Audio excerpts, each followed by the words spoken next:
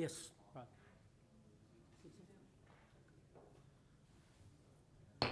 Okay, we're going to call to order the December 2025 meeting of the Homewood Planning Commission. If we could start with a roll call, please. All right. Mr. Goulas. Here. Mr. Sims. Here. Mr. Stamps. Mr. Underwood. Mr. Respento. Here. Mr. Harwell. Here. Ms. Wilcott. Here. Mr. Henniger. Here. And Mr. Roberts. Here. Thank you. We are going to skip past, I think, the meeting minutes from our last meeting will be ready before our next meeting, so no minutes to vote on tonight. Communications from the chair and the vice chairman. Mr. Henniger, do you have anything? I don't think. Okay. The only thing I have is that those of you who attend all of our meetings, we have a big group of you, I'm sure, here every month, probably noticed a little bit of a different composition to our commission. We've had 3 new members replacing 3 people who have rolled off. We'll start with Jared Stamps, who is our the battalion chief and fire marshal. He's replacing Brandon Broadhead, who has rolled off.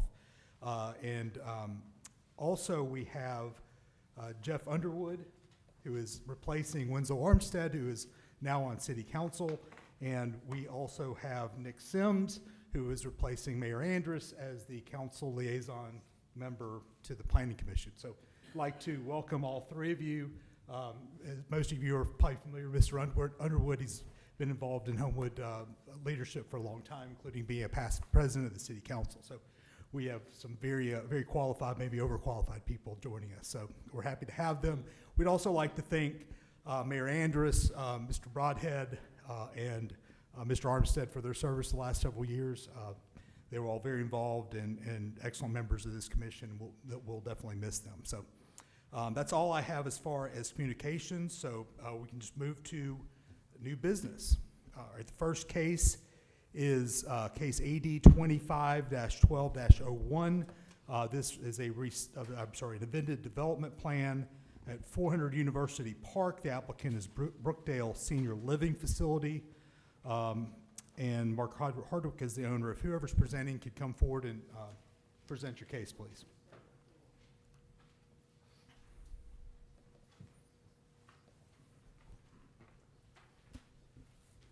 Hi, good evening. My name is Matt Sims. I am with Shoal Engineering. We are the civil engineer on this project, speaking on behalf of the applicant.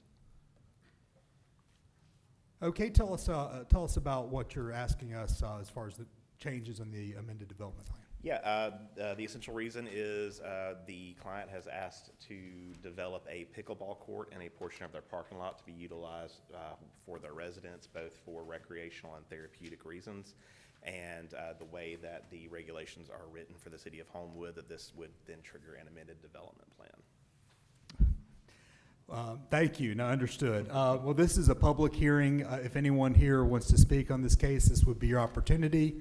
And Mr. I'm sorry, did you say Mr. Sims? Sims, okay. If you wrote your name down, then you can. I can do that. Yeah, if you would do that, and just kind of as a marching forward matter, if you come forward to speak, if you would just, in addition to stating your name for the record, write it down along with your address on the pad. So, all right. Again, this is a public meeting. If anyone from the public wants to speak on this case, this is your opportunity. And seeing no one, we'll close the public portion and open up to any questions. Mr. Sims, you can just come back up. Okay.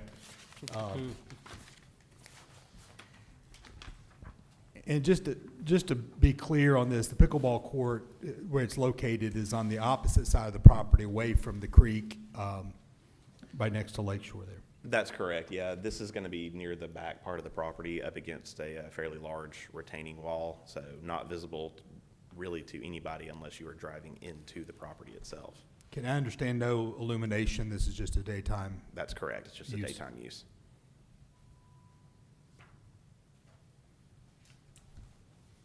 I'm going to make a motion to approve. Second. I'm sorry, you made the motion. Who seconded it? All right. All right. Mr. Goulas. Yes. Mr. Sims. Yes. Mr. Henniger. Yes. Mr. Underwood. Mr. Respento, Yes. Mr. Harwell, Yes. Ms. Wilcott. Yes. Mr. Stamps. Yes. And Mr. Roberts. Yes, so that amended development plan is going to go forward with a 9-0 recommendation to City Council. All right, thank you. Thank you. Okay, moving on, our next two cases are related. The case is RS 251202, a resurvey request with respect to 813 Green Springs Highway, and then an amended development plan for the same address, case 80 251203. The applicant is Homewood Community Church. If whoever's here to present on this case could come forward now. Again, just state your name and address for the record as well. Brian Hatcher with Cadre Engineering, 2447 Alton Road, Irondale. I've also got. Yeah, Mike O'Kelly with O'Kelly Architecture, 200 Olmsted Street.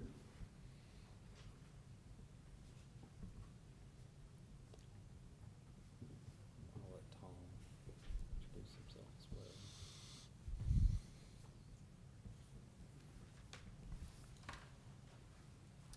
Good evening, I'm Tom Franklin. I'm the pastor of Homewood Community Church. While Tom fills out his information, I'll kind of go ahead and introduce what we're looking at. Case 2 and 3 tonight are related. Currently, Shannara owns the two properties shown in this exhibit. Homewood Community Church is looking to subdivide and purchase the rear lot, the lot in orange on this property, to combine with their property to the south of this that's currently located behind the edge, for the development of a new church facility for them. I'm gonna let Tom kind of tell you a little bit about HCC that you may not be aware of, just so you kind of know who they are as a entity, and then I'll kind of get back in and talk about some specific technical items. Thanks. Good evening again, I'm Tom. I'm the pastor. Our church has been meeting for 7 years. About 10 years ago, I had a dream. I've lived in Homewood for about 20 years now, so just want to say thanks for what you do for our city. The dream here is to be it's an old concept of being a parish church, which just simply means we're in a community and for a community. And so our mission statement is really simple. It's that we would be a group of people that love God, love their neighbor, and love their place. So I hope, if you haven't heard of us, that if you have, you would say that we've already been a blessing to our community. That's our goal. And so when we saw this property as a potential place to have a permanent home, we thought it was perfect for a couple reasons, but mostly because it feels like it's a part of the community. It's a place where a lot of our members will most likely be able to walk to church. It's very close to where I live as well, but maybe more importantly, it's just a place where we think all of Homewood could consider it to feel like home. So that's our goal as a church. Again, we're 7 years in. We hope that we can be a church that has a faithful presence in Homewood for a long, long time, but it's been a joy so far, so feel free to ask me anything that you might want. So the resurvey portion of this project, which would be the case number 2 for the night, would take the green parcel shown on the screen and separate it from the dark red parcel as the first step. The reason it's the first step is for them to purchase the parcel, it has to be separated from the overall master parcel from Shannara. Pending approval, hopefully tonight, on the resurvey and the amended development plan, they will come back in the future and resurvey the green lot and the light red lot together, so they have one contiguous parcel that their parking and building are in. This parcel and this development will access from the north from Carr Avenue and from the west from Green Springs Highway. There is, I don't know if you want to click forward to the development plan or how you want to, or how we want to do it. I know there are 2 cases, but they're so tight it's hard to explain. That'll work. So it has a northern access off of Carr Avenue and a western access off of Green Springs Highway. There is no planned access on Columbiana Road. That is on purpose. So the site has 2 current easements to get to it. There's an easement that goes through the Edge parking lot to the site itself that was put in place when the Edge was designed and constructed. There's also an ingress-egress easement from Carr Avenue through the Shannara parcel to their new parcel that is in place for when they close on the property that they're purchasing, which would then allow them to combine the 2 parcels and get their parking solely on their parcel, which would provide 206 overall parking spaces. 175 are required for their development and their church. They do have a cross-parking agreement with the Edge that they will pull 41 spaces from. The Edge has 82 spaces in total per the Homewood zoning code. They can pull 50% under a shared access or shared parking agreement. So the 41 from the Edge and the ones that would be on their site get them to 206 total parking spots for 175 required. When we do subdivide from the Shannara parcel, the northern half, Shannara still has the correct parking count for their existing buildings on site. They do not need a cross parking agreement with us, nor us with them. Based on the sizes of their existing buildings and the parking count they have remaining, they fulfill the code requirement. Kind of going forward from there, you'll notice in the green hatch on the screen against Columbiana Road is an undisturbed buffer that is currently in place and we are leaving in place. The blue hatch is the building setback, which is a 60-foot setback from the right-of-way on Columbiana Road. And then basically we are planning to park, there's an existing culvert that runs from Green Springs Highway, bisecting the northern and southern parcels and goes under a bridge under Columbiana Road. We are proposing under our parking lot to culvert that bridge or that ditch, and it will be designed per city code, 100-year storm, and will handle the loading of the fire department requirements for their trucks, which I believe were 85,000 pounds. So the goal is to have one continuous parking lot across that culvert, and then we'll work through that with city staff on any maintenance agreements we need to take control of or take out of the city maintenance side of it. The development plan, we have some building elevations as well. What you're looking at now is the proposed landscape plan, which meets the landscape ordinance for the city and the tree ordinance. These are the building elevations if Michael wants to kind of tell you what you're looking at. Yeah, so normally we wouldn't do this level of detail this early in the process and what's kind of master planning, site planning, but obviously your requirements dictated we turn in some elevations. So these were done by hand, but the idea being that we wanted to look like a church, hence the gable roof on the sanctuary side of it. Then the 2-story wing, the education wing, there's already some, kind of flat roofed masonry buildings nearby. We wanted to play off of that, and it allows us opportunity to have parapets to hide some rooftop equipment, obviously. Materials, 90-ish%. We're looking at like brick with precast accents, something traditional in design. You don't really get a sense for the detailing on a drawing like this, but we're hoping to find some brick that's a little bit more antique looking, have some corbelling at the gable ends, either through bricks or through precast corbels. Some canopies to provide some sunshade and rain cover, primarily off the big main lobby we've got.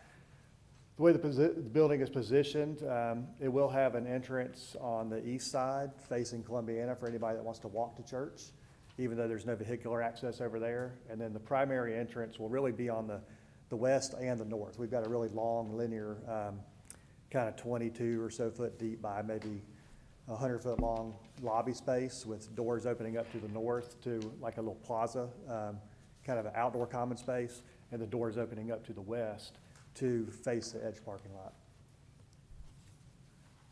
I guess one thing to note on this would be the right portion if you're looking at the bottom view, on the east elevation.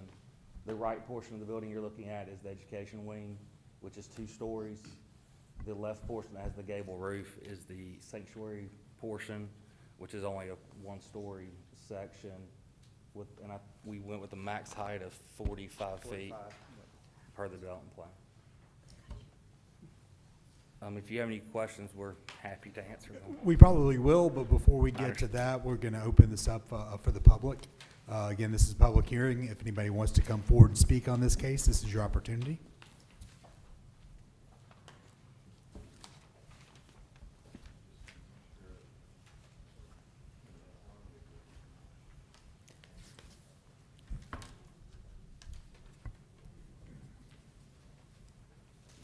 Scott Helton.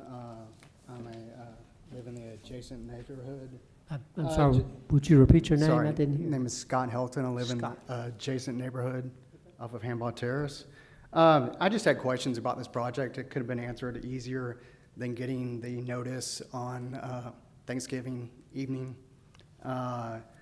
So my concerns on this project are similar to what was proposed when the EDGE passed about noise and sound, some things that weren't properly addressed during that project.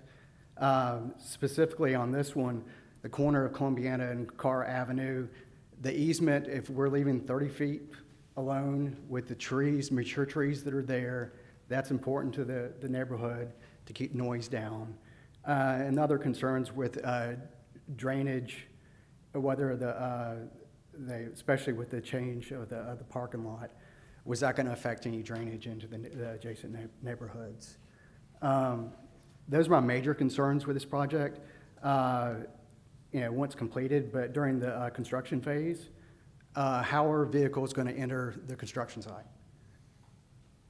Is Columbiana going to be shut down? Is Carr Avenue going to be overloaded more than it is now?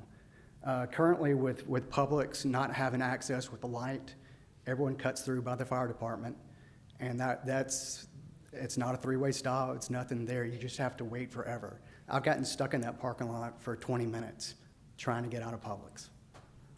So just be aware that's a concern. I don't know how y'all handle that as far as notices or if y'all can work with the city to improve traffic in the area. But that would be an important step, I think. Addition of 200 parking spots, that's assuming 200 vehicles are going to want to leave there after church. Again, no turn lanes on either one of those roads. So access in and out of the neighborhood is going to be blocked in certain times of the day. Please address those before this project moves forward. Thank you. Thank you.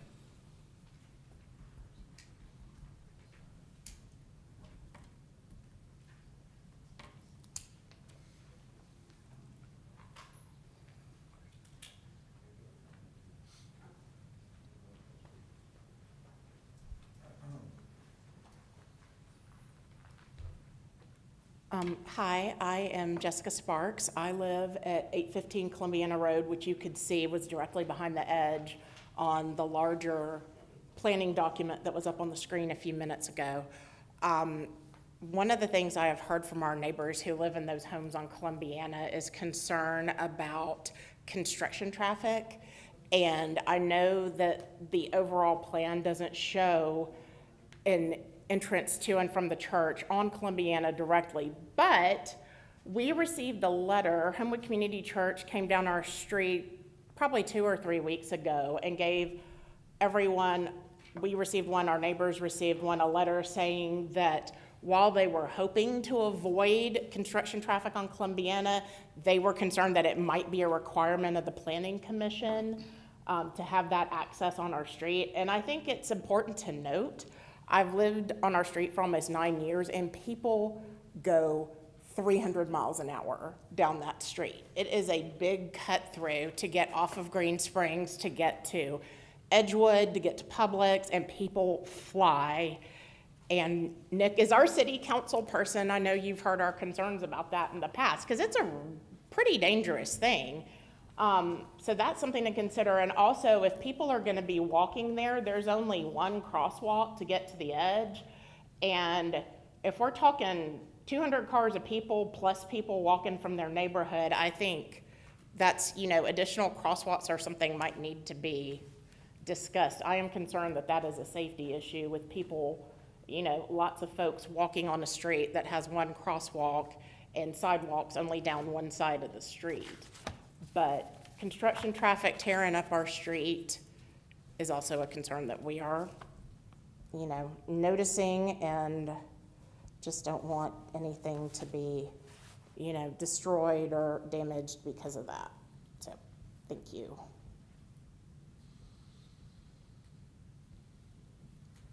Thank you.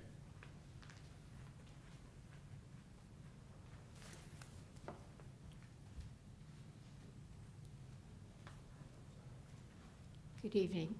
My name is Nika Javaris. I live on Acton Avenue. I have lived there since 1965.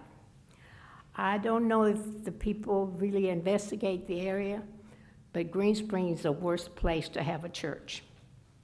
It's not safe. People do not know what goes up and down that street at night. So there's also places they can get. There's a church in Columbiana. It's a Methodist church, and I don't think they have many people attending there as they used to, because most of them come into the one on Oxmoor Road. So there's also another church. There's another church on Raleigh Avenue.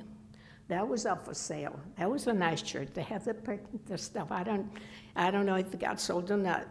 But there's so much other areas the church can look for. There's a lot of property to be bought on Lakeshore.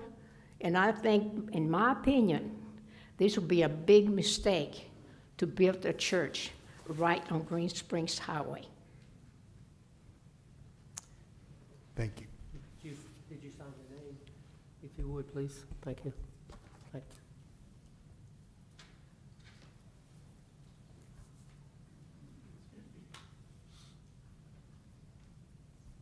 Thank you. Just a sign of my right, please.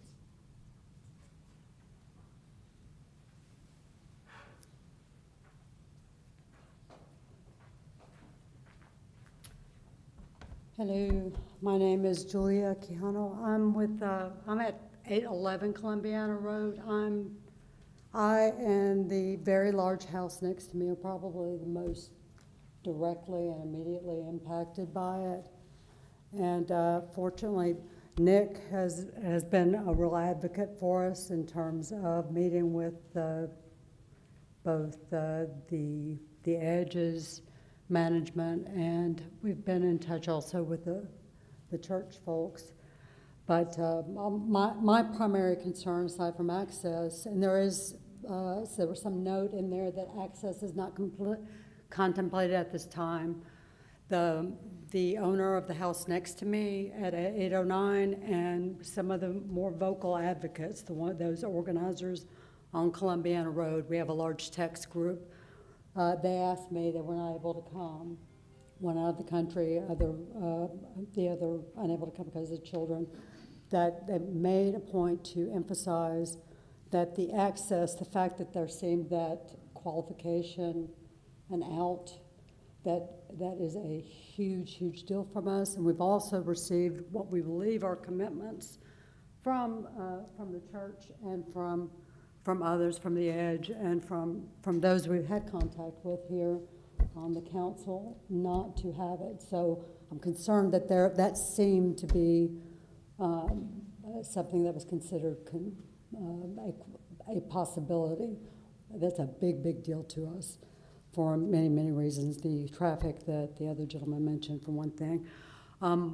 Because I'm most immediately impacted, I'd say too, the fact that we had talked at one point about the divider space. There are trees that do not reach that at this point. Now we hope, and I'm gratified to hear a lot of the desire to be a good neighbor, and he has been very polite and kind in his interactions with us, but we don't see the divider that we had been that had been committed to us. The owner of the house next to me, the giant one, who's most immediately impacted, who has the crosswalk in front of him, also made a point from overseas to tell me tonight to repeat that is a big deal. There is no, primarily, not just the noise, that the others, even much more distantly, are impacted by. We're immediately in front of it, but the light pollution. I have, as it stands now, that's why this talk about the parking spaces, I have what I imagine like a series of headlights in front of me now with absolutely nothing to cover it. It's night and day. There were trees there before those. I've been there just over 20 years, and what had been very much a green space, I understand that there was an impact, but there had been more of a commitment for dividing. The light is blinding. The noise also, I imagine it could be that the church helps reduce the noise pollution, but in particular, those most immediately impacted right in front of us, it is, like I said, blinding. So let's see, noise. The drainage, I think they had addressed in the Homewood Community Church indicated that the code requires that it be improved. I'm glad to hear that. What the lady mentioned about the traffic, it is, like she says, I'm here to support that also. Scary. I have become one of those people who leaps out and raises my fist because I'm thinking a child is going to get run over in this as it is now. Perhaps this would slow them down. I don't know. But so my primary concerns are no access, reiterate that, and more of a divider. As it stands now, it's almost intolerable. I don't know what additional traffic will do. But again, I'm heartened that those members of the Homewood Community Church appear to be very interested in helping us resolve this, and I hope you will too. Thank you. Mr. Chairman, can I say something that I think will ease some people's minds and just share some information that might, and it might cut down on some of the comments that I feel sure are going to have to do with this. Is that okay with you? It's okay with me, yes. Okay. There will be a 30-foot buffer on the back of the property. And a buffer is a specifically defined thing in the zoning ordinance. It requires a certain type of planting, evergreens, for instance, instead of something that is deciduous and is going to, half the year not provide the privacy that you're looking for. Mm-hmm. Also, after the first year, for instance, the trees and things that are planted there have to reach a certain height. They have to be at 6 feet at the end of the first year. At the end of 3 years, the general guidelines are 80% opacity, so that, and at 8 feet. So the planting material that they put in this 30-foot area, this buffer area, mm-hmm. is what you're referring to, is that, and right now it looks bad because you have to clean out a lot of the underbrush to put in new. So it looks more naked than it used to, mm-hmm. But it's not going to forever. The plan shows that there will be that 30-foot buffer, and then there will be a 60-foot setback from the property line to the back of the building. So there's a considerable distance from the back of the building to, well, even before you get to Columbiana. It's the property line, not to Columbiana. Mm-hmm. So does that help at all? Does that help you feel any better? Well, when a buffer is supposed to lessen the impact on us. Yes, it's trees and evergreen trees and plants and shrubs and things that will, they basically work as a damper, you know, to help with the noise. Certainly, any kind of lighting that will be on site, which, and we will get a photometric for that, so we'll be able to see that it doesn't leave the property. But that's what landscaping buffers are for, to protect residential areas from non-residential areas. Okay, And I so just that- wanted you to know that it is on the plan to be there, and it's something that we will look at closely when it's submitted. Okay, but I'm not sure, now I imagine because it's a church, I'm not sure what sort of evening activities there would be, but at the level, I don't know that you could understand how it is until you were there at night. If the headlights, you can imagine a row of headlights shining at you, because my house is lower, I mean, it is, that lights are, it is straight across. I don't think anyone here would find it anything but, it does not buffer at all, 2 or 3 years Yeah, of that. yeah. Now, that's what I wonder about too, is the parking is there and further down, but is there going to be anything to lessen the impact there? The tops of the trees do not touch it. It is a row of headlights shining into what were trees, complete trees, now are, it's like I don't know, I think that you could not know until you saw it. Yeah, That to me, it's shocking that Yeah. that's allowed. And I don't know what sort of evening activities or what sort of parking situation there would be there, but I'd like you to contemplate it as you review plans to see what kind of light pollution it would be. I mean, you're talking about 2 or 3 years from now. Right now, the trees don't buffer at all, yeah. And there, and also, as described originally, it was a wall that they're far apart and do not block anything.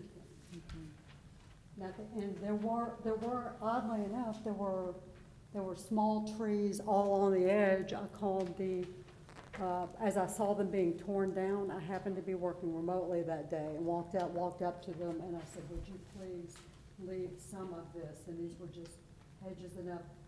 That's when I noticed. The next day, they had an event at the edge, which had a wall of cars pointed at me, and all of a sudden, it became that. Yeah, And the day before, and you could see where they were kind enough to leave, it was about a 10-foot wide hedge of bushes, and that was enough but only you could see where I asked them to stop. yeah. And they were kind enough, they responded, but they left only that tiny space. The house next to me, absolutely nothing, it's all gone. Okay. And I'm not sure what sort of input we have on that part of it, what to do between now and then. Yeah. Because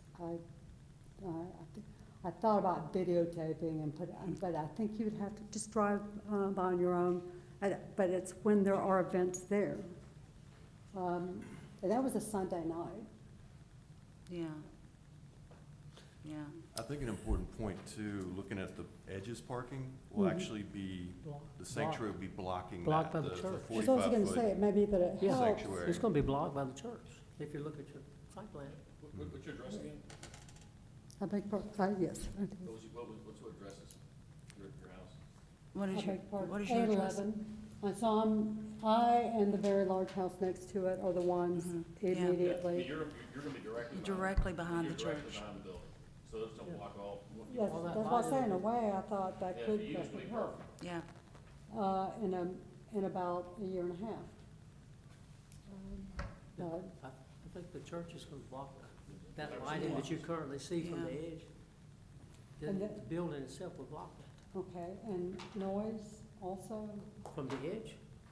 No, well, this would be, I imagine, from the activities from people driving in and out or walking to and from right there. I don't know, because I'm not sure exactly what the layout I is. think once the public hearing portion is closed, I think the Yeah. commission can ask the applicants. Yeah. Okay. Regarding Yeah. those, Okay. Thank you. And by the way, I would like to add, both the Edge, the management of the Edge and the Homewood Community Church have been extremely polite and really kind in their dealings with us. Good. Thank you.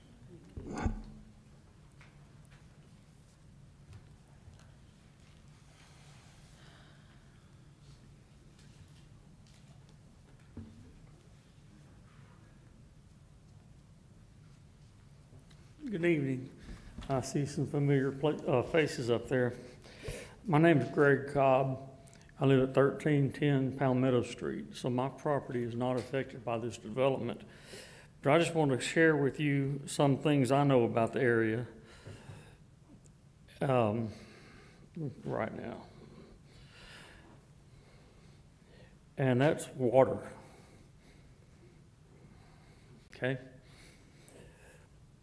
Back when I first went to work for the city of Homewood, Captain D's was still there. And everything behind Captain D's towards Columbiana was wooded. It was scrub mostly, but we didn't have hardly any flooding problems. And the first time I got called out to one, it was 821 Acton. And the water was standing in that backyard. It wasn't very deep, about 4 inches deep, but the whole yard was just underwater. So that wasn't that bad because it wasn't affecting the houses. Well, once I went to clearing that wooded lot, started clearing towards Columbiana, they cleared about half of it in the beginning. And I guess this is when they started on the edge. And the water got higher and higher. And I don't know how many of y'all have walked out that drainage basin, but I've walked it all. And what that culvert does, it picks up water all the way from I-65. Okay? There's a pipe that comes in from behind what used to be Mazers that hooks into it, and there's another one that comes in off of Carr Avenue, where Carr Avenue dead ends to the interstate, comes in there and it goes to it. Then it goes down and it crosses Columbiana Road. It kind of snakes around in front of those, I don't know what those are, townhomes, whatever you want to call them. And then it goes underground. And it goes across the backyard of 816 Acton, turns and goes back due east across the side yard of 821 Acton. So as it started to develop, and we're not there yet. I mean, this is when they started the edge development and clearing some more of that lot. So last time I went over there, the water had been up to the floor joist of 816, and that house is sitting about 3 feet off the ground. You can see the high water mark right at the back door. So, you know, any vehicle that drove down that road would create wave action, just push it right into the house. It's picking up a lot more water than what people think it is. And I have seen it flood all the way across Broadway. When it flooded Acton, and it's got up, so what happened, that ditch stays, I didn't finish where I was going. That ditch goes underwater, underground, across 821. Then it turns and it goes underground till about the front yard of whatever the house is on Broadway, and it daylights. And then it flooded Broadway. There's a little box culvert under Broadway. It's not really a bridge, it's a box culvert. It's flooded Broadway, and it goes on into Griffin Creek. But the problem I see is that I don't know where you get any relief from it. I mean, I know there's a detention pond on there, but Ms. Williams, who did the detention pond, do you know? Who did the, Oh, okay. Well, I hope they get a good hydrologist on it because it's a very difficult problem. They're fighting an uphill battle. I already know we got flooding over there. I've seen it. I've been there. many times, and it's not gonna get any better. So that's my biggest concern is what it's gonna do to the floodwaters. Because now you're taking what was woods, now it's dirt and partly wooded, and you turn it into hard surface. So that isn't, not only does it not absorb the water, but it makes it move that much faster. Because water will come across the parking lot a whole lot faster than it is across rough ground. So I think that's the biggest hurdle we've got right there, is how to handle that water.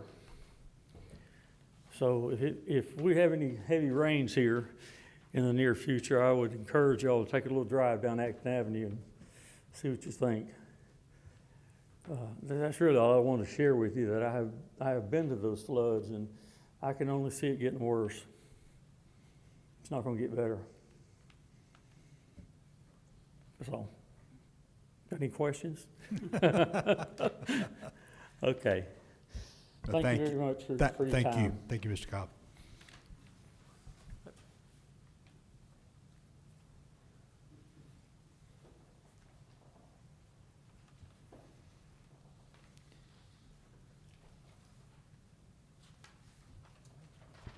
How are y'all this evening? My name is Craig Boyette. I live at 100 Acton Avenue, right at the corner of Carr and Acton. Or sign in as mystery guest.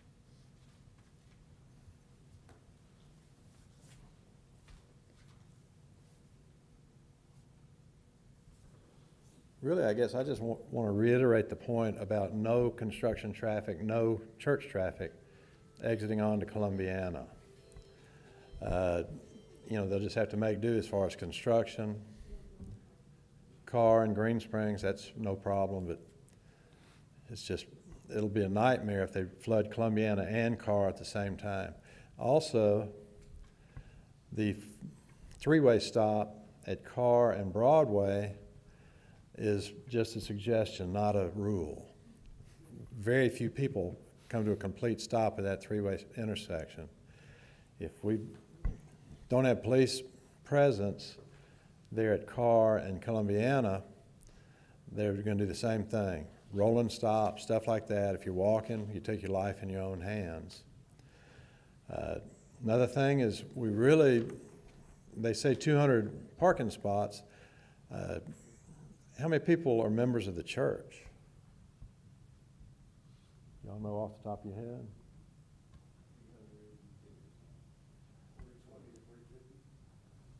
So I guess the 200 would accommodate that many people in cars. I mean, there's not going to be just one per car. But if they grow any, we'll have a lot more traffic. And then next thing you know, we don't really want a parking deck built in our neighborhood.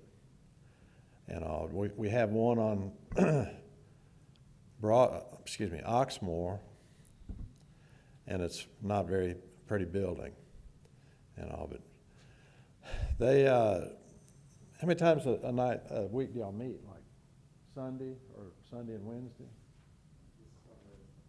Sunday just in the morning or Sunday evening also? Every Sunday morning and then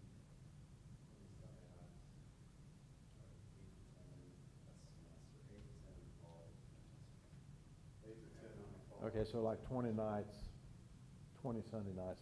Well, that's, I would assume, is acceptable too. We just want to make sure that everything is, somebody stays on top of it. And to talk about the buffer, you know, we were promised a really nice buffer behind Publix, and that didn't take just 3 years or whatever. It took till now to where it's finally a halfway decent buffer. They kind of just let it slip by the wayside, and so we got to stay at the back of a grocery store and all in our neighborhood. And I like Publix. I shop there, and there's no entrance onto Columbiana, but their buffer was a long time coming.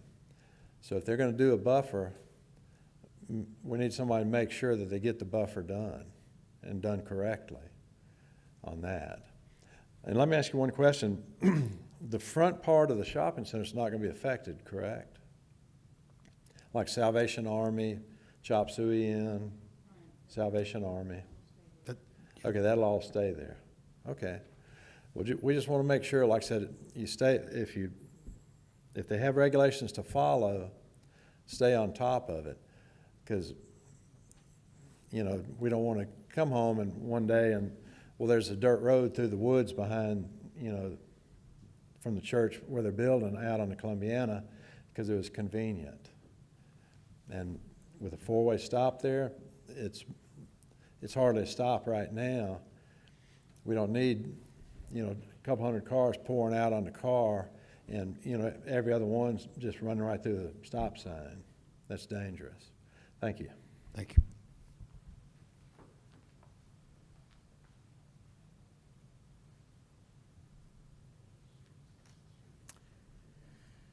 Okay, with there being no one further, whoop, I spoke too soon.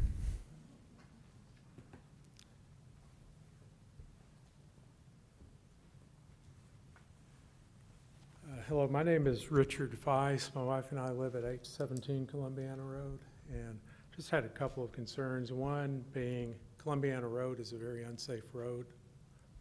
The traffic's too heavy, people are cutting through, driving very fast, and there are children that live on that road. And I would hate to see congestion increased, especially during the construction phase. If there's any leeway given to allow construction traffic to come from Columbiana into the building site, that's just going to be very, very unsafe, not good for the road either. Another concern is the talk about buffer, and I understand you say that the church is going to be between the edge and the Columbiana Road, but wasn't there supposed to be a buffer behind the edge?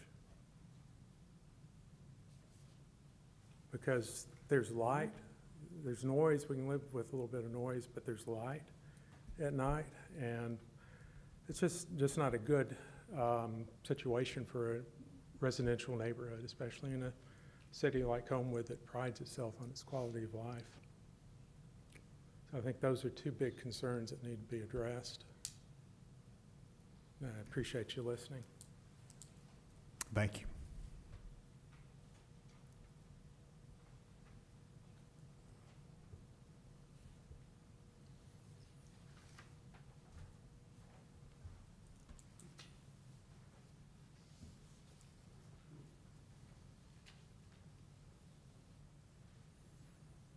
Okay, anyone else from the public want to speak on this case? Okay, seeing no one, we'll close the public portion and call the applicant, Mr. Hatcher, Mr. Dell, if you want to come up and answer some questions from the commission. I guess if you want to, before we ask questions, if there are any questions or issues brought up by the public that you want to address off the top, that might short circuit some of our questions. Definitely. I'll try to address most of them if I can, and then if y'all have additional ones, we can do that. On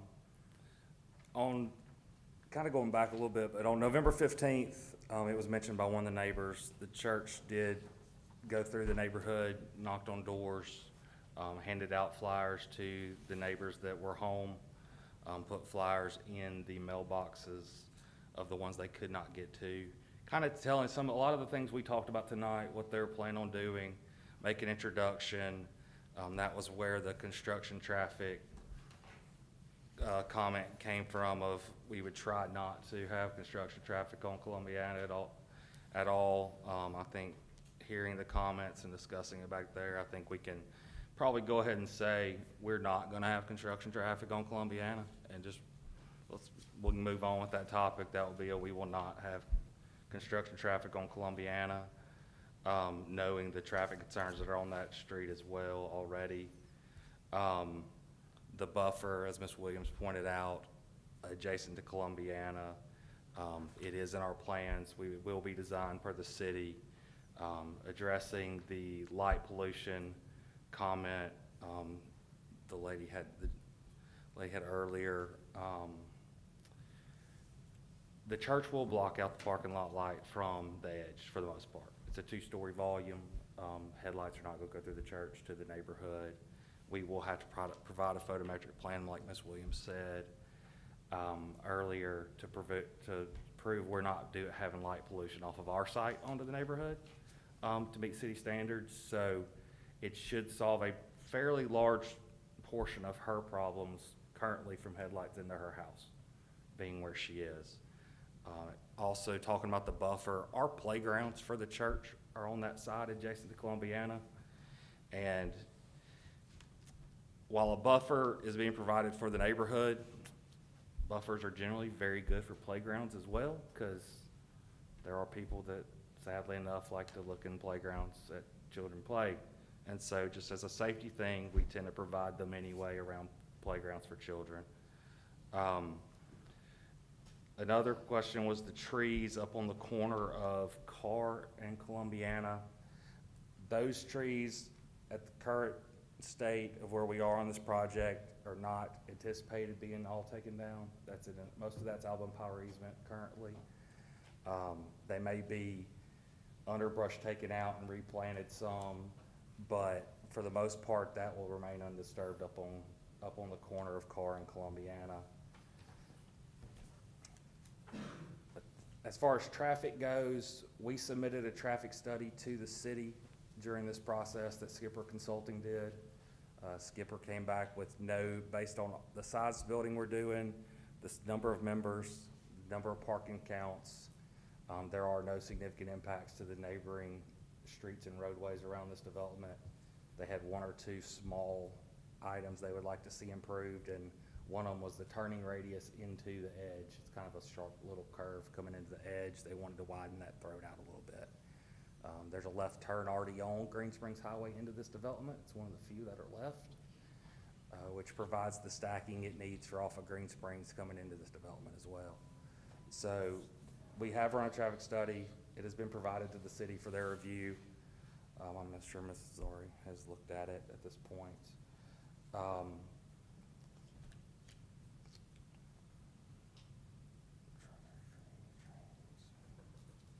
We talked about the service hours earlier. It's majorly Sunday mornings. There is no full-time daycare planned at this facility. They may have a Mother's Day Out program, which, as we know, that's typically 9 to 12, 9 to 1, a couple of days a week occasionally. But at this point in time, there is no full-time daycare planned for this church. Stormwater was the other large topic that Mr. Cobb brought up. And the majority of what he said, I 100% agree with. There are water problems in the city of Homewood. We know where they are. We've all seen them. It's our job to engineer this site and design this site to meet the city requirements, which are the 100-year storm going through this culvert, which is what the culvert will be designed at. It's our job to design the site to meet the city stormwater requirements, to make sure we are not increasing post-development flows over what's there today. This site is 65 to 75% pavement already. Everything north of the ditch is already a parking lot. That's what we're putting back.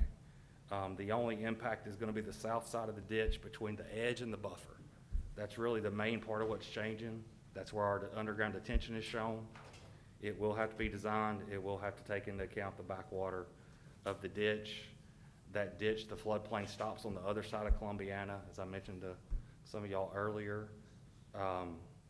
We understand that's an engineering challenge, and I don't disagree with Mr. Cobb on that at all.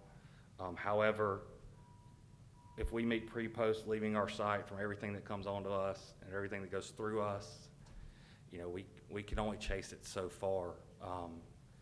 But when we leave the day we're finished, it will not be worse than the day we started.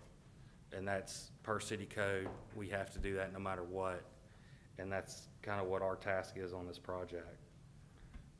That's probably most of the big topics that were brought up. I do have the letter that they gave to the neighbors if any of y'all want to look at it just to see it. I don't mind handing it to any of you. Sure. And I'll go ahead and add, one of the neighbors had concerns about noise, and much like the headlights being blocked out by the building, edge noise should be significantly, if not almost all, blocked out by the building. It's going to serve as a buffer. Going back to drainage, The building we're gonna employ roof drains throughout, so the building footprint will not really be putting any surface water on the property. It will all be piped underground. My plumbing engineer will work with Brian's team to figure out how best to route that, but it will be collected before it ever hits the surface.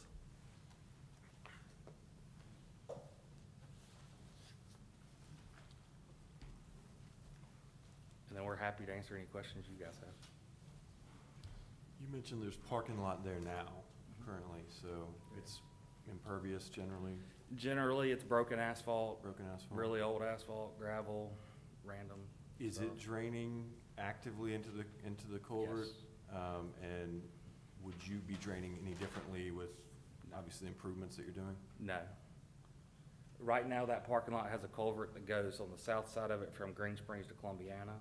It also has a branch that runs up to the north around the north side of it, which will be remaining through the whole project. We're not touching it at all.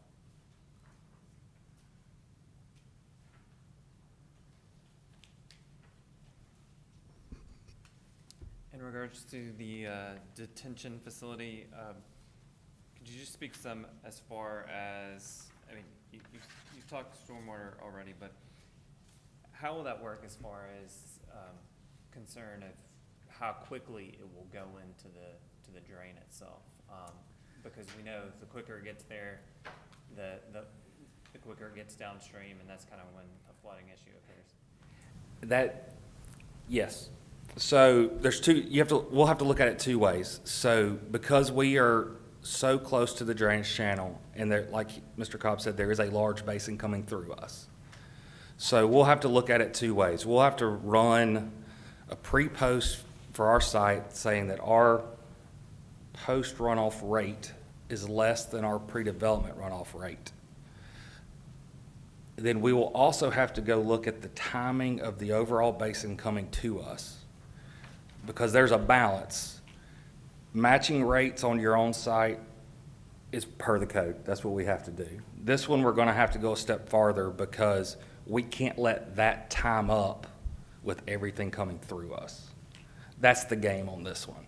And so we will run an overall basin model to that point, and then to probably the bridge at Columbiana, I would bet, at that crossing there where the two culverts come together. And then we will size our culvert under our pipe for those flows, and then we will time our water release to not negatively impact the water coming through us.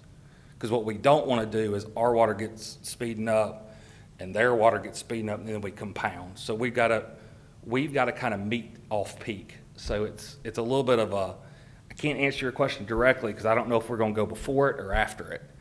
But we're going to meet pre-post for our site and figure in the timing of the basin through it as well, if that makes sense. That's a very technical way to. Well, that's great. I mean, I think it just needed to be stated in the setting, because obviously it's going to be a complexity of the site.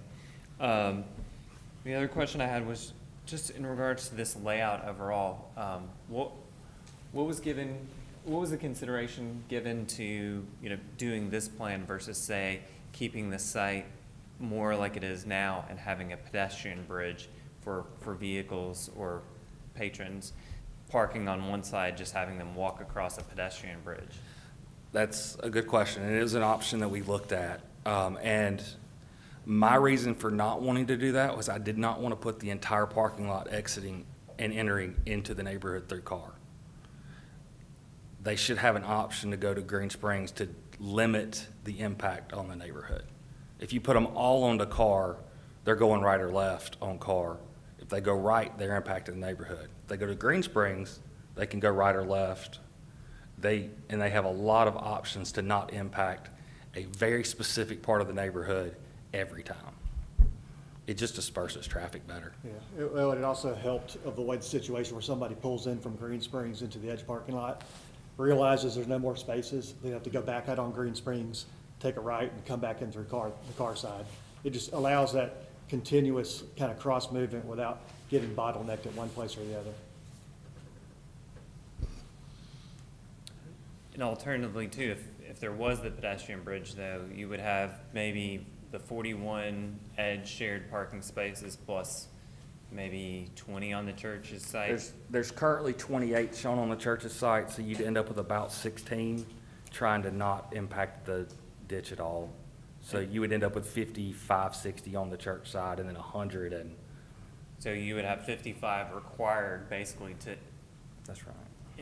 enter, exit through Green Springs. That's The other right. 100 would be That's required right. to go through car. Yeah, you'd have 106 or whatever going through car.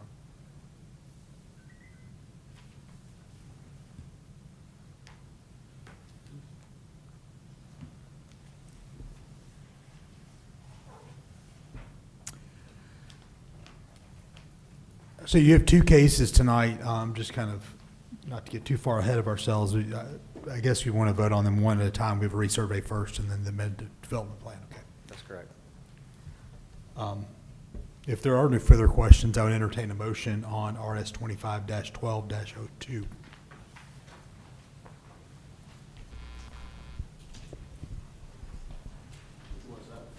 The resurvey, yes.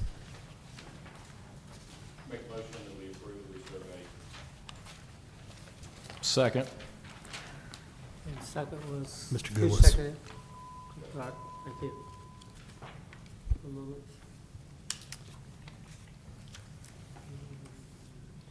Okay. All right. Mr. Stamps? Yes. Yes. Mr. Goulas? Yes. Mr. Sims? Yes. Mr. Henniger? Yes. Mr. Underwood? Mr. Respento? Yes. Okay. Mr. Harwell? Yes. Ms. Wilcott? Yes.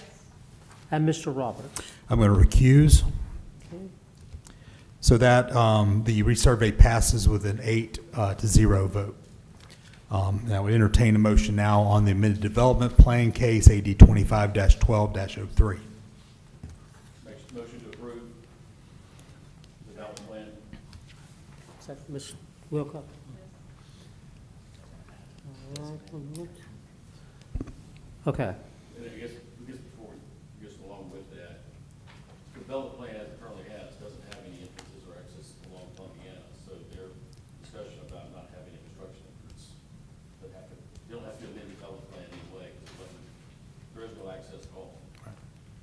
That's correct. Not non-pedestrian, yes. That's correct. That's correct. Okay. I do have a couple of questions. I didn't know how we were going to break up the two sorry. cases. Sorry about that, Chairman Roberts. So just additional question for the applicant would be, I do see, based on this plan, it looks like as drawn, there's a sidewalk on the Columbiana side. Is the applicant, where the sidewalk currently on Columbiana ties into the edge, it looks like that connection is going to possibly be moved and relocated? That's correct, yes. And could you talk a little bit about that then? Would the new sidewalk, is the applicant planning to construct that sidewalk to Yes. connect to the adjacent community? Yes. Great, thanks. And then also, from that aspect, since this was such a big conversation around buffering, and I know y'all have made a promise to the neighborhood about that, could you talk a little bit about the landscaping that will be used along that segment? Ooh, that's a tough one. Could we possibly go to that drawing? We can.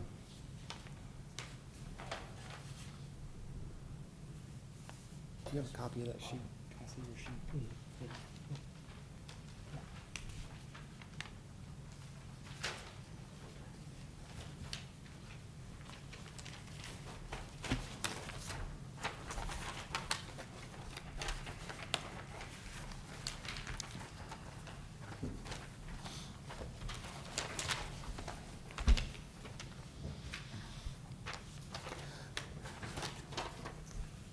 So that buffer along Columbiana is currently,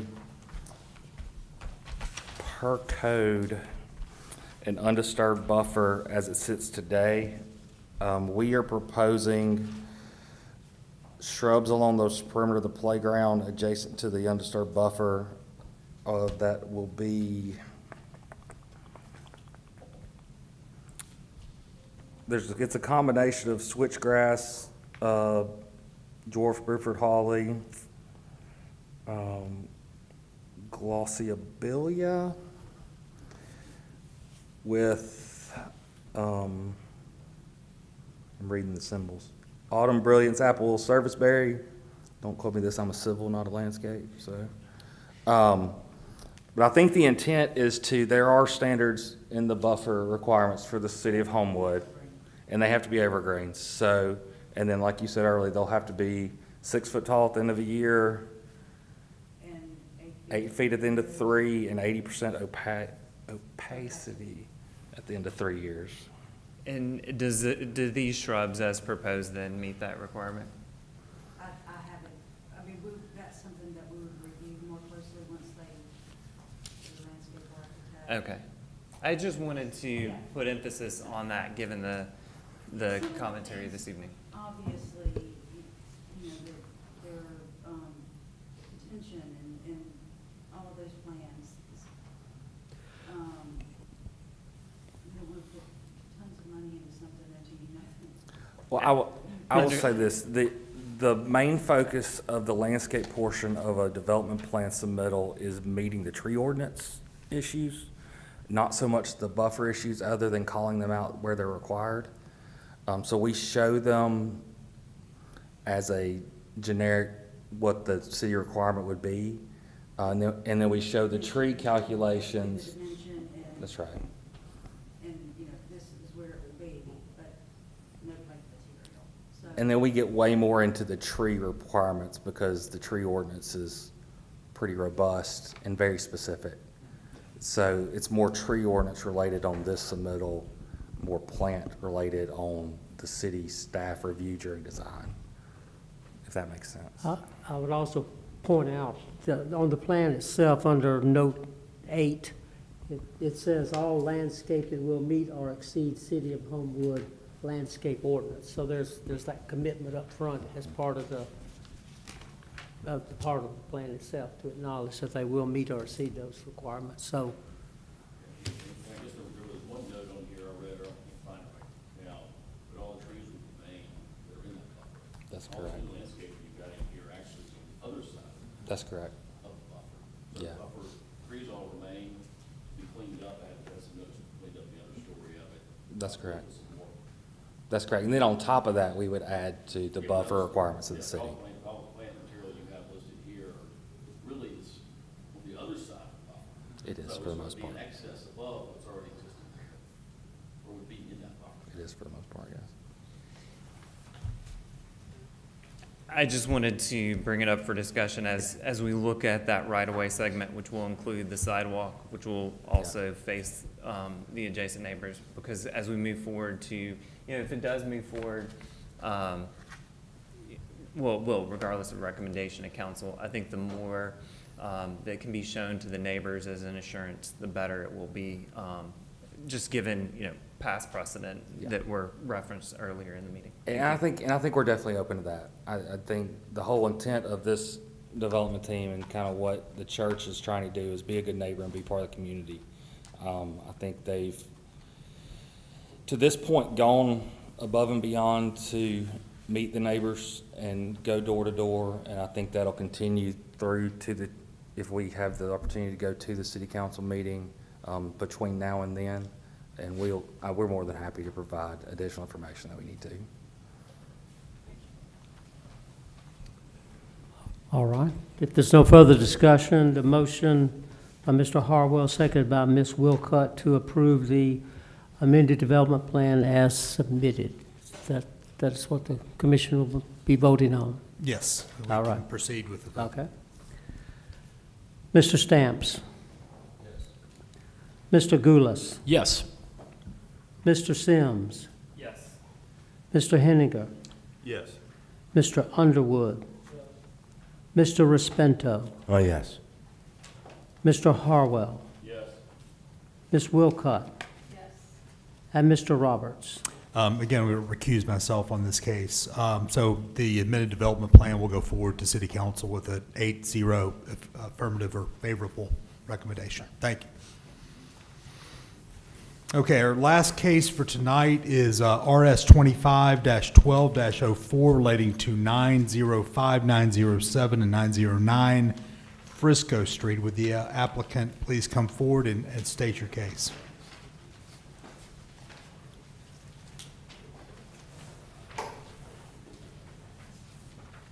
Hello again. Matt Sims, Shoal Engineering. I'm the civil engineer on the project on behalf of Chase Fisher. The developer is attempting to convert 3 existing residential lots into 2 slightly larger residential lots. So essentially we are eliminating 2 property lines and creating 1 down the middle.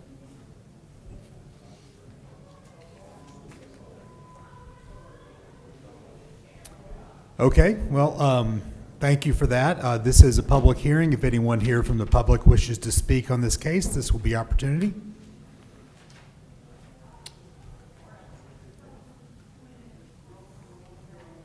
Good evening.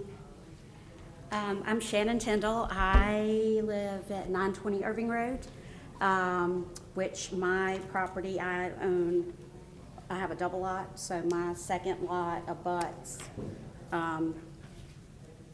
the farthest east part of these 3 parcels. I sent Mr. Goodwin an email yesterday with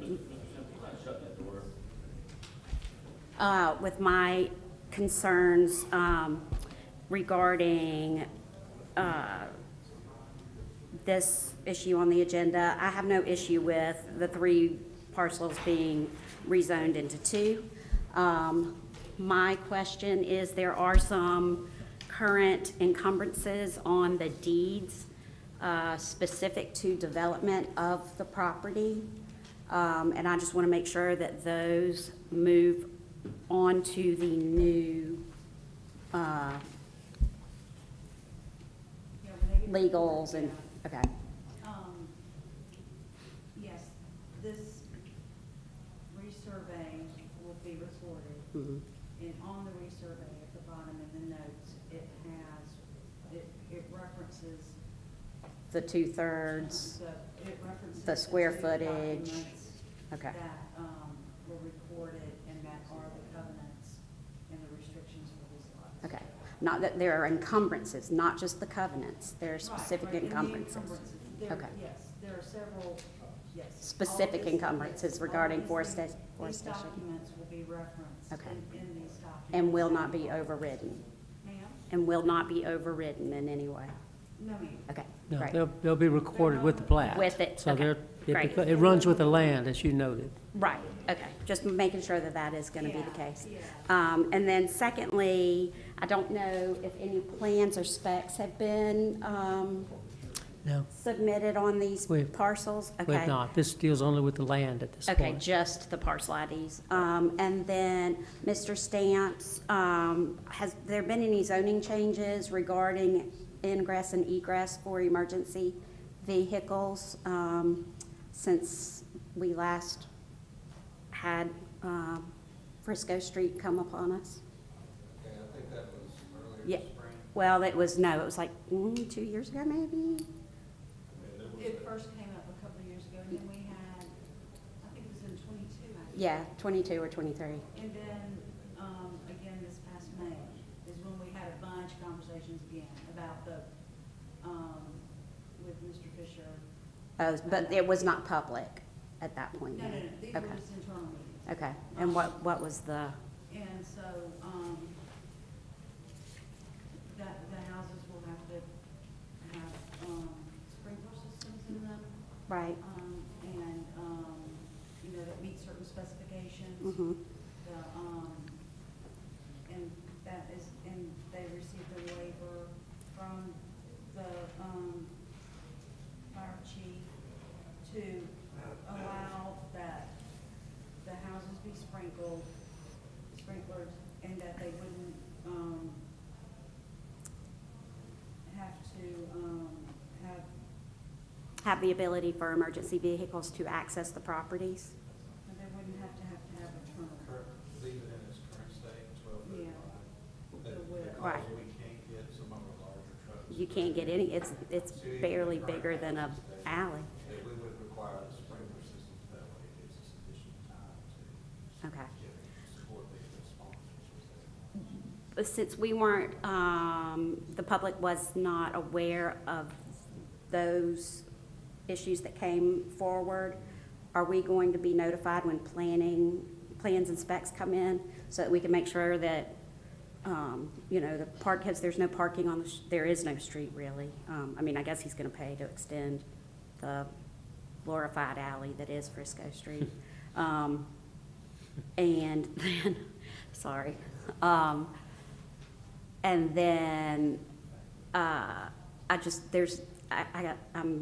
there's a lot of concern going forward. I just need to make sure that we're gonna be, notified if and when these properties, have plans presented for development. Typically not. Okay, so Typically not. then, well, then we need to talk about some serious concerns. Because I am really not sure how the safety issue was overridden. And ma'am, we're, I'm sorry. There are not existing homes where where this is talking about, there are not existing homes. There are 2, maybe 3, right, but this is going past that. This is just empty, well, it's dirt now, because he cleared it out. Huh? Right, you're taking it from 3 to 2. Yeah, But the so- issue before the commission tonight deals only with the land itself.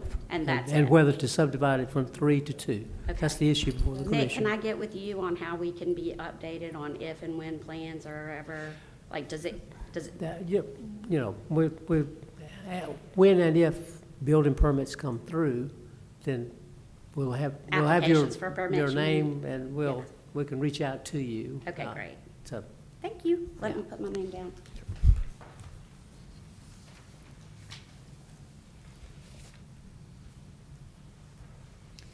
But to clarify too, that'll be notification of the plans being received for administrative approval. There won't be another board approval. that's right. Yeah, you're right. But who's gonna make sure that the deed, like, do y'all look at the encumbrances on the deed? That's right. When it comes through for a building permit, it will be reviewed with the knowledge that those have limitations on whatever's proposed to be built. So Okay. we'll have to make sure that the developers adhering to those limitations. Right. Yeah. Okay. All right, thank you. Thank you.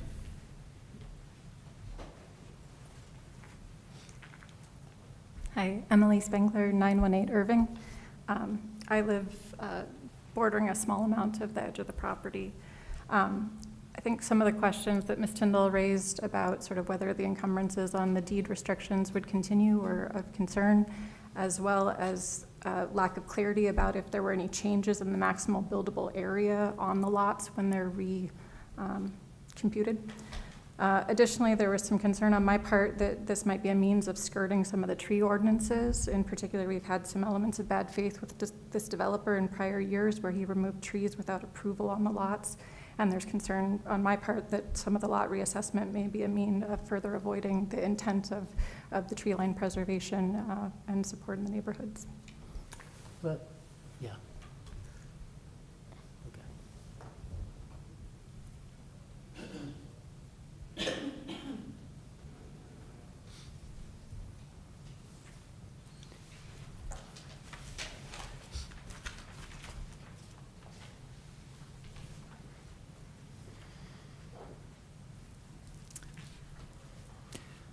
Okay, anyone else like to speak on this case?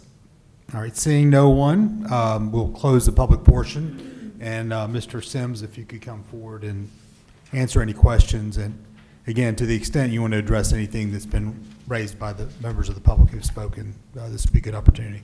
Sure. In regards to like like Mr. Goodwin mentioned, this is simply to essentially draw a new property line to deal with the land, and the deed restrictions, as mentioned, discussed with Ms. Williams, are going to be recorded as part of the plat and are going to follow with any kind of building permits and development of the property itself. So, any other questions?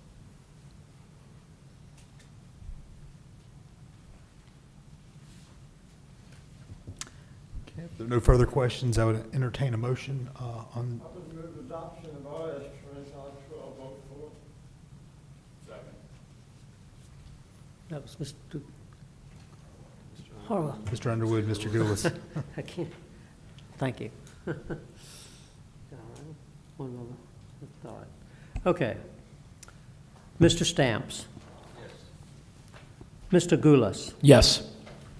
Mr. Sims? No. All right. Mr. Henninger? Yes. Mr. Underwood? Yes. Mr. Respento? Yes. Mr. Harwell? Yes. Ms. Wilcott? Yes. And Mr. Roberts? Yes, so your resurvey is approved by an 8-to-1 vote. Thank you, Mr. Sims. Thank y'all. Okay, moving on, your packet should have had a proposed calendar for 2026, both in terms of application review deadline, application deadline, and planning commission meetings. Again, our meeting is typically, well, it's always scheduled for the first Tuesday of the month. And Fred, as we come up, I mean, I'm looking at the schedule. The schedule now, to me, I don't see, sometimes it runs up, the meeting will be the day before or after July 4th or Labor Day or holidays. I don't really see that here. Yeah. But if anyone has any concerns about the schedule, let us know. Otherwise, I'd entertain a motion to approve. You always push it, you want to start the 2nd. You want to push the 7th of July to the 14th? We always end up pushing it. Yeah, so the 4th, yeah, the 4th would be a Friday. It'd be the week. I would be fine with that. Is that something we need to do now, Fred, or is that something we could address kind of? I'm sorry, go ahead. Repeat it. The July 4th is the concern, and what is the issue? That's on a Friday, you said? So it would be, I think July 4th would be a Thursday before, oh, Friday before, yeah. Everybody travels normally around that week. Just put it the second week. Put it the 14th. So the feeling is that some members may be out of town on July the 8th, and you'd want to reschedule that to the following, the 15th is what? Yeah, the 7th would be, The 7th to 14th. yeah. Yeah. Let's move it back Or over. the 8th, whatever. Yeah, The right date is. okay. Yeah. Well, yeah, from time to time, it's necessary because the Christmas parade, things like that will come up, and we have to Right. adjust that. This is primarily, we will put this on the city's website so that applicants will know generally what that is. That's the intent, but there's certain flexibility in, but we can go forward at this point if the commission's agreeable to change that to the 14th. If there's any problem, we'll go forward and change that. Yeah. As we You can. go, And yeah, We're as we go. flexible, we just need to give applicants an idea, so that good they'll planning.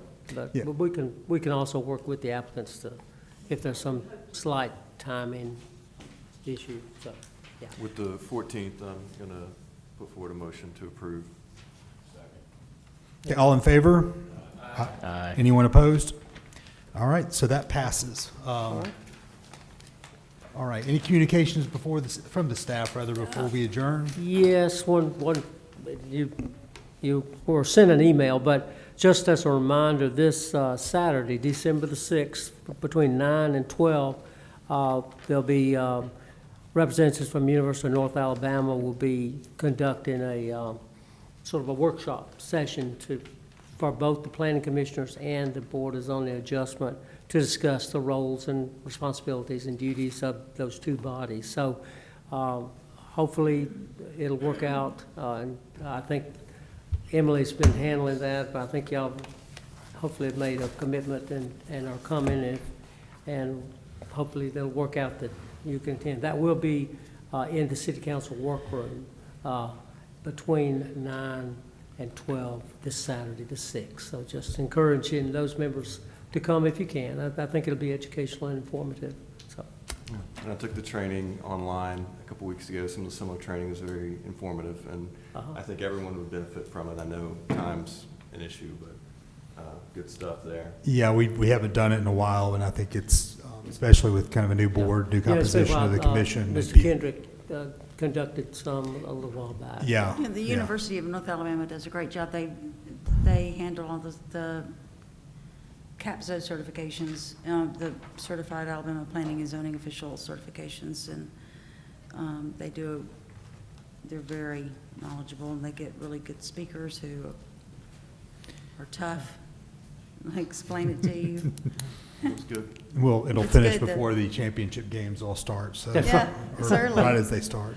And lastly, staff would also echo the sentiments of the chair at the beginning of the meeting to welcome the new members to the commission. We look forward to working with you. And also welcome Amy, our sitting in her Well, that's Gail's right. spot. She was at the BZA meeting. I'm Our sorry. first This is her meeting. first planning commission As meeting. city I'm sorry. engineer. Yes, Welcome. she's has city engineer. So she'll be joining us, I guess, on a regular basis. All right. All right, thanks. Okay, with that, I'll adjourn the meeting.